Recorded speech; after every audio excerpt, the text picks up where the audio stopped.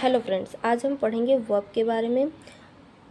Parts of speech का हमने 2 parts पढ़ चुका है, नाउन एंड प्रोनाउन। अब तीसरा है वर्ब। वर्ब क्या होता है? क्रिया। हिंदी में इसको क्रिया कहते हैं।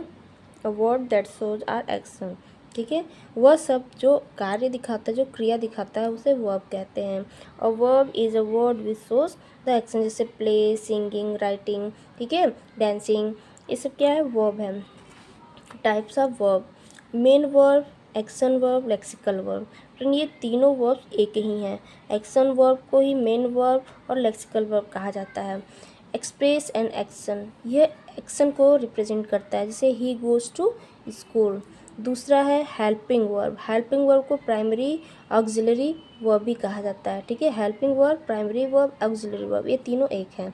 ये help the main verb from tense, ये टेंस के अकॉर्डिंग मेन वर्ब को हेल्प करता है। जैसे she is going to the school, तो ये मेन वर्ब इज़ है, ये हेल्प कर रहा है टेंस के अकॉर्डिंग।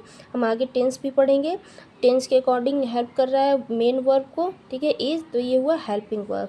नेक्स्ट आपका है लिंकिंग वर्ब। लिंकिंग वर्ब क्या है कि ये सब्जेक्ट और ऑब्जेक्ट दोनों को एक साथ लिंक करता है, जो वर्ड वो लिंकिंग वर्ब कहलाता है। जैसे connect the subject to more information, ये वर्ब जो है, लिंकिंग वर्ब जो है, ये सब्जेक्ट के बारे में अधिक जानकारी देता है, वह वर्ड लिंकिंग वर्ब कहलाता है। जैसे he is a teacher, he is a dancer, he is a creator, मतलब कोई ऑब्जेक्ट जो सब्जेक्ट के बारे में अधिक जानकारी दे रहा है, सब्जेक्ट के बारे में कहा गया है, उस सब्जेक्ट और ऑब्जेक्ट को दोनों जो वर्ड ऐड करता है, लिंक करता है, that is called linking verb. जैसे ये इज है, ये लिंकिंग वर्ब कहलाएगा।